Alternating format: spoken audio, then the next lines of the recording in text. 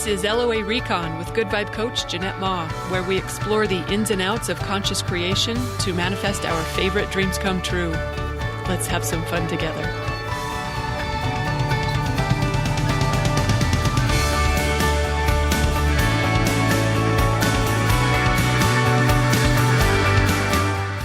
Welcome, everyone, and thank you for joining me for another episode. I just gave all the dogs chew toys so they would be properly entertained while I was recording, and that could have been a mistake because Olive is a very enthusiastic chewer.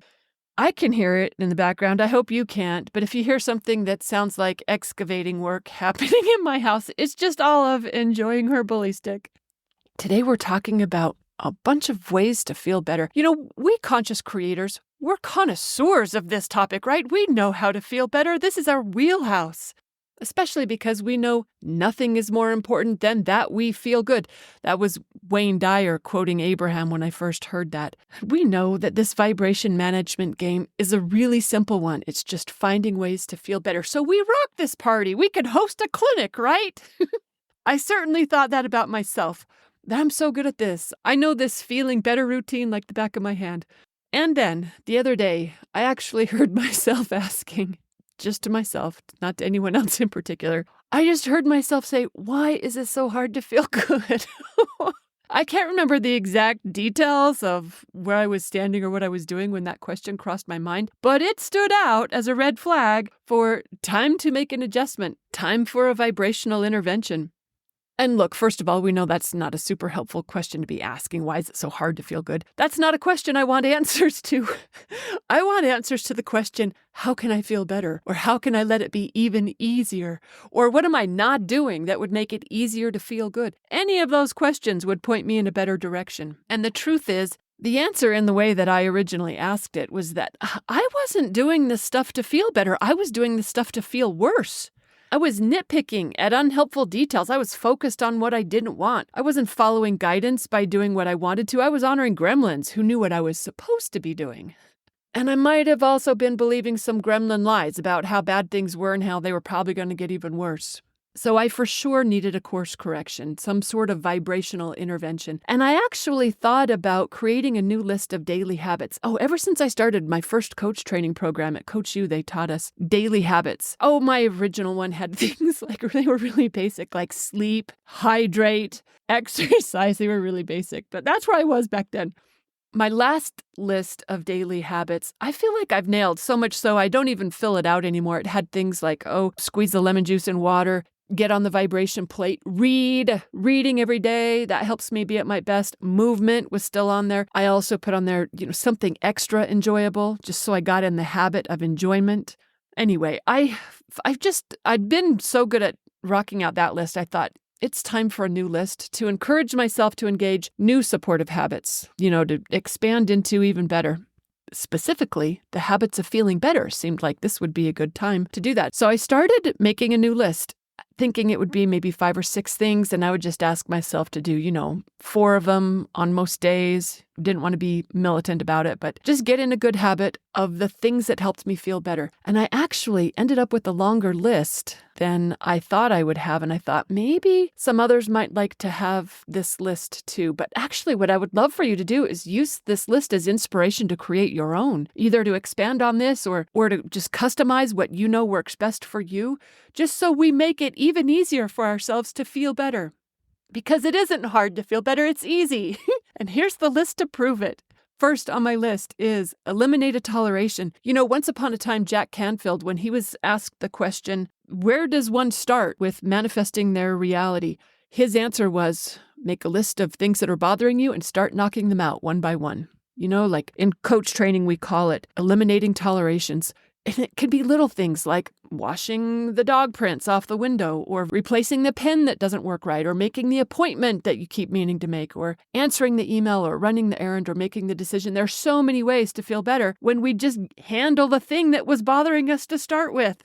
I will say, word of caution, when engaging this one, I first just practiced it. One of my coaches asked me to make a list of 100 things that are bothering you with the intention that I would start knocking those things out. Oh my word, by the time I got to the 67th thing on my list, I was so discouraged I couldn't even finish it. It was the worst exercise ever. I said to my coach, that was terrible. I'm never doing it again. And she said, okay, well, don't do it like that then. Just get a little sticky note, write down 3 or 4 things off the top of your mind, and then handle those. When those are handled, then make a new list of just 3 or 4 things. I found it works way better to do it that way instead of make a complete list. Don't do that. Just if you notice there's something that's standing in the way of your feeling better, get it handled. Okay, second on the list, honor a core value. Oh, I love this one because you cannot have a bad time while you are experiencing a core value. A core value is just whatever matters to you. It's what makes you who you are. That's how essential it is to who you are. And whenever we are living that, we're automatically living in our sweet spot. So it is worth getting purposeful about honoring our core values. Oh, there's so many of them, but it's something like humor or learning or adventure or generosity or authenticity. If you don't know what your core values are, I've got a free ebook for that. I believe you can find it at identifycorevalues.com. Download a free copy, and it'll take you through an exercise or 2 to help you identify what yours are. Okay, another way to feel better. Connect with another. You know what? This is from happiness and well-being research. They say this is the single most powerful predictor of our well-being. That's the quality of our social connections and relationships. The good news is that even if you don't have a best friend or a nice sibling to talk to, you know what? Strangers can count too. In fact, in some studies, the impact of connecting with a stranger, even briefly, just like chatting with the cashier at the store or talking with the person at the crosswalk. So that's another way to feel better. Connect with someone, even in those little ways that you wouldn't think would count for much. They really do. Okay, 4th on my list. Ooh, I like this one too. It's get in a happy person's slipstream or follow a joyful person's lead. Remember Jim Rohn said we are the average of the 5 people we spend the most time with? Yeah, that's because energy's contagious. So when we hang out with someone who's having a good time, it rubs off on us. I remember when I got in the elevator once with someone we didn't exchange any words with each other, but just in the time we were in that elevator together, I knew that girl was in love. It was just pouring off of her. And I'm not like a super sensitive energy person, but even I got off the elevator with a buzz because she was just flowing it so strongly. It was amazing. We had a call the other day, in one of my groups. It was in the Business Mastery group where someone was raving about a string of success she'd had in her business lately. And oh my gosh, we just soaked it up because her good vibrations were good for us. It wasn't our business, it wasn't our success, but we were feeling those vibrations by the time she was finished telling us the story of it. It was amazing. This stuff is contagious. And if you don't know where to find a happy person to draft off of, we're doing that at Good Vibe University every day. You are invited to join us there if you're not already at that manifesting party. 5th on the list. Be of service. Oh, I like this one. Do someone a favor. You've probably noticed this, that it oftentimes feels even better to do something for someone else than it does to be receiving a gift or a favor from another. I remember the first time I got to do a favor for the neighbor after I moved here, she'd done so much for me. All I did, I just noticed that her garage door was open and I texted her and I said, is this supposed to be open? And she wasn't home and she asked me if I could close it. I was dancing around the house. I was so happy to be able to finally do something for her after she'd done so much for me. It feels good to help others out in whatever ways we can, big or small. That's an easy way to feel better. If you aren't already volunteering somewhere with people that you enjoy connecting with or causes you enjoy supporting, that's an easy way to do that on the regular.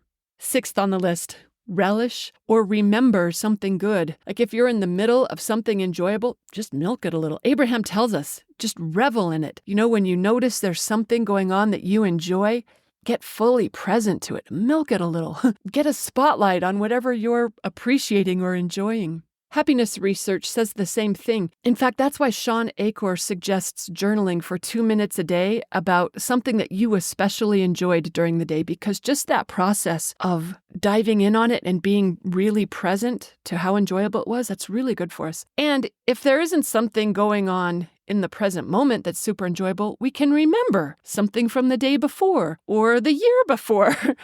Our memories are good for that too. So that's another way to milk good vibrations. 7th on the list, move your body. Some studies say that going for a walk can be even more effective than taking an antidepressant. Actually, we could probably think of it as walking or any kind of exercise as an antidepressant. Moving your body, it creates chemicals in there that makes us feel better. And it doesn't have to be going to the gym. It could be gardening. It could be dancing. It could be even cleaning the house. Moving your body is also an easy way for us to feel better. I know that doesn't work in every circumstance, on every day, for every person, but a lot of times it does just the trick. Number 8, enjoy nature. Okay, get outside for some fresh air where you can see the sky or get some sunshine. Or even if you can't get outside, just look outside. Or if you have to, just get pictures of nature on your screensaver, on your desktop, or on your wall, looking at mountain views or watching ocean videos. They've been proven to have a relaxing effect on us physiologically. Or even you could just put a plant on your desk or pet a cat. All sorts of ways for us to use nature to improve our mood. Number 9 on the list, use your words. There's so many ways we could practice this, including saying something nice to yourself, or telling a better story than whatever one you've been telling, or find a better feeling thought, or engage a powerful affirmation that clicks for you, or hello, ask a better question. Lots and lots of ways we can use our words to feel better. In fact, that's probably what most of my blog is all about. Number 10, feel the feelings. Oh, sometimes the best way for us to feel better is to just let ourselves feel the not so nice feelings that we maybe were avoiding or resisting. The grief, the anger, the sadness, the resentment, the fear, whatever might be up that didn't seem like it was a good feeling. It's worth remembering that resisting that just draws it out. When we get present to those feelings and feel them fully, they'll complete themselves. And then we can move on from them. Number 11, take a breather. So many cool ways to practice this, including taking 3 deep breaths, or just relaxing, taking the day off, meditating, going to sleep, or taking a nap. Just give yourself some downtime to release the stress and reconnect with Source. This is another easy way to feel better. 12th on the list. I just titled it Energy Work. There are tons of energetic methodologies that we can engage to feel better. Things like smudging, or running the violet flame, or sound healing, or calling on your divine team for help, or using EFT, or getting some Reiki, or using Byron Katie's work, or the Sedona method, or gratitude journaling, or Abraham's processes from Ask and It Is Given. There's so many ways we can raise the vibration through energy tools or focusing processes. So that's another easy way. Okay, last on the list, number 13, is taking inspired action. What is your guidance pointing you toward? Honor that, whatever it is. Just ask yourself, what do you feel like doing? That's a question worth listening to the answer for, because our inner wisdom always knows what would feel better to us. It's always pointing us in that direction. And that's what's worth listening to above all else. And maybe you already know what you love doing, like maybe it's reading or knitting or doing a puzzle or taming kittens or something totally different. But it's worth tuning in to your guidance and then honoring whatever it's inspiring you towards. There are so many ways for us to feel better. I hope you know what yours are. And I hope you got some inspiration from this spotlight on all the different ways there are to feel better. Maybe some of them you are already engaging, and maybe some of them are worth putting in your practice more often. So let's remember this the next time we think it's hard to feel good. It isn't hard, it's easy. And now we've got a list of ways to do that. Thanks for listening, everyone, and happy manifesting.